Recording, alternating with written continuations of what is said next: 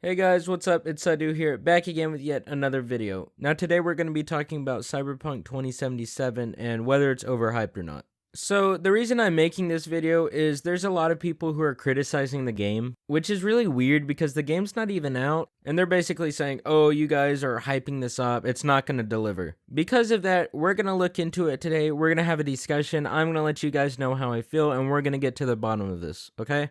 Anyways, let's begin. Let's start on the topic of whether the game's received a downgrade or not, because I think that's what's on everyone's mind at the moment.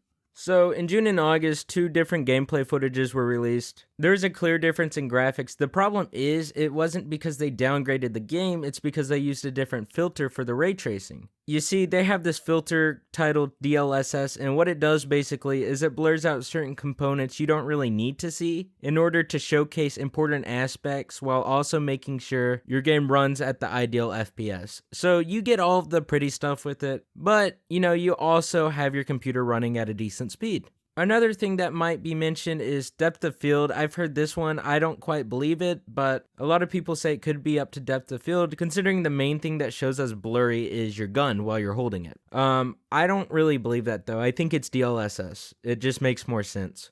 Now, let's talk about something a little bit different. You see, there's another thing we need to address, which is the credibility of the people who are making these claims that the game's gonna fail. What I've tend to notice is while a lot of these people are spitting facts, there's also a lot of people who have some kind of weird hate boner for this game.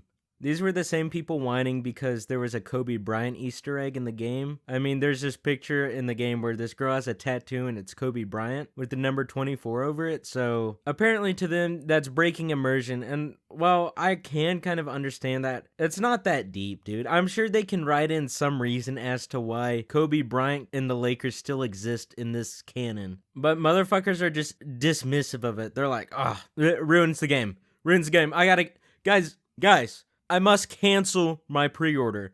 I'm not buying this game. My immersion's been broken. It's not realistic. And I've recently found out I can't shit in my hand and use it as a projectile. So this game clearly is not meeting my standards. Hypothetical discussion aside, the point is that people are too critical of a game they haven't played yet, and they have all these high expectations, despite the fact that it's a game made in 2020, okay? Games don't match up to real life yet. I mean, yes, it can get close, yes, there's a lot in this game you can do that's considered immersive, but it's not going to be perfect, and it's not going to be completely realistic, and I'm fine with that, because I don't want my games to be overly realistic. I think that can be boring sometimes, depending on what it is. But like I said, some of these critical people do know what they're talking about. I mean, there's people already saying that this is going to be the best game ever, yet they've yet to get their hands on it. And that's kind of a complicated thing because I can see why you may feel that way from what you see, but seeing gameplay and actually feeling the gameplay is completely different, especially when most of the gameplay has been game footage by the company who developed the game.